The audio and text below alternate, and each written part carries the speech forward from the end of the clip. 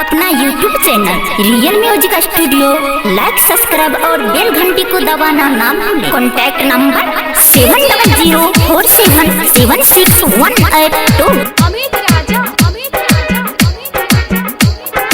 गोरखी छौरी सगे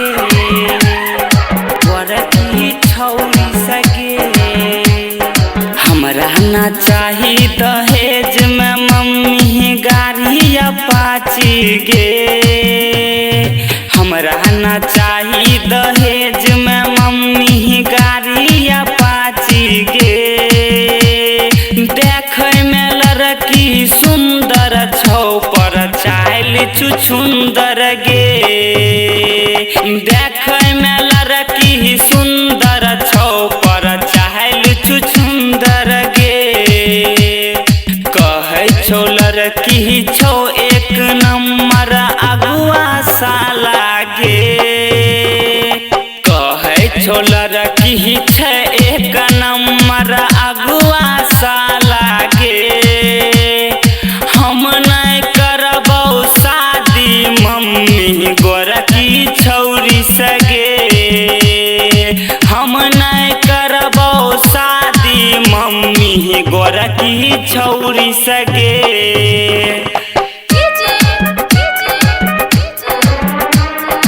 अमित राजा हम नहीं करबौ शादी मम्मी।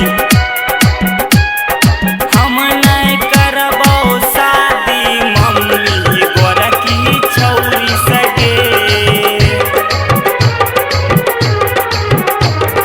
रहल देना अभी गे मम्मी हमारा तू कुआर गे। लब देबो ऐसन पुतहुआ गे मम्मी सेवा करतौ तोहार गे। सेवा करतौ तोहार गे। रहल देना अखनी गे मम्मी हमारा तू कुआर गे।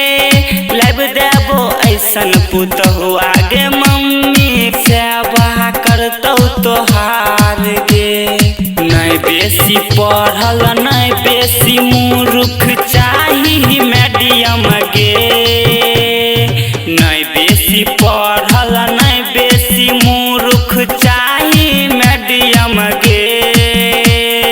हम नहीं करबौ शादी मम्मी गोरखी छौरी सगे।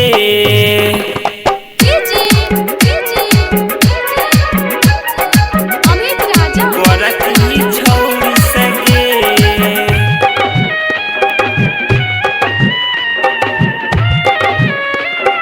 गोरखी छौरी सगे। घूमैल दी है रेंजर साइकिल पढ़ैल जइबौ डेली गे। बन के टॉपर कॉलेज में पापा के नाम उगैबौगे। पापा के नाम उगैबौगे। हाँ घूमैल दी है रेंजर साइकिल पढ़ैल जइबौ डेली गे। बन के टॉपर कॉलेज में पापा के नाम उगैबौगे। कहे छौ मुकेश माइकल सुन ले है अरुण के बतिया गे। कहे छौ मुकेश माइकल सुन ले है अरुण के बतिया गे।